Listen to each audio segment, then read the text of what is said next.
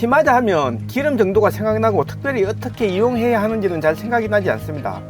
원래는 어린 피마자 잎을 나물로 먹으면 맛있다는 이야기가 조금 퍼져서 피마자를 심는 사람들이 조금 늘어난 것 같습니다. 피마자의 파종기는 3월에서 5월 정도이고 수확은 10월, 11월 정도가 된다고 합니다. 5월 22일 파종을 시작했습니다. 씨앗의 크기 때문에 조금 깊이 파종하는 것이 좋을 것 같습니다.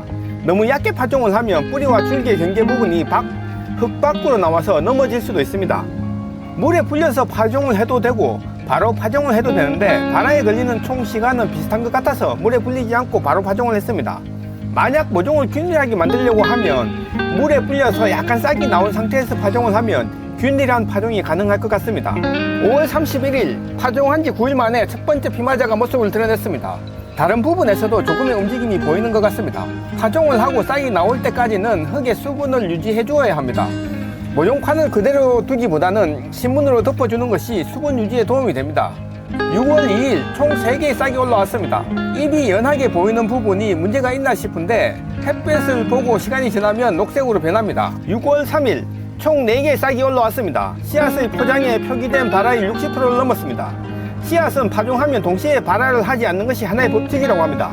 식물의 입장에서 전부 한꺼번에 발화가 되었는데 환경이 생존하기에 적합하지 않으면 전체적인 문제가 되기 때문에 일정한 순서로 발화가 된다고 합니다.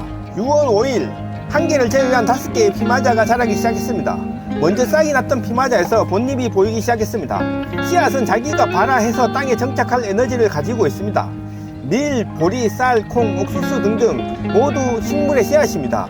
즉 씨앗 자체가 양분을 가지고 있는데 발화가 되면서 떡잎으로 양분을 보낸다고 합니다. 떡잎이 뿌리로 양분을 보내고 뿌리가 역할을 해서 본잎이 올라오는 순서입니다. 6월 7일 떡잎의 연두색 부분이 햇빛을 받으면서 녹색으로 변해갑니다.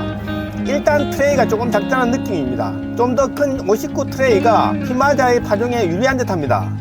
6월 9일 6구 중에 5개의 피마자가 자라고 있습니다. 하나는 발화가 되지 않은 것은 아니고 발화가 되었는데 떡잎이 제대로 성장하지 못하면서 고사했습니다. 피마자의 최초 발화까지는 9일, 전체 발화가 되기까지는 2주 정도 걸린 듯 합니다. 6월 10일 약 19일 만에 어느 정도 모종으로서의 모습을 갖추어갑니다. 본잎이 좀 더 성장하면 좋을 것 같은데 뿌리를 확인해 보았습니다.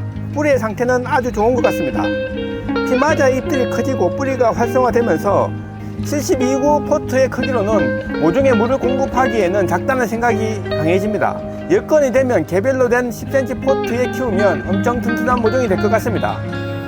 피마자 모종이 물이 부족한 상태와 물을 주었을 때의 반응입니다.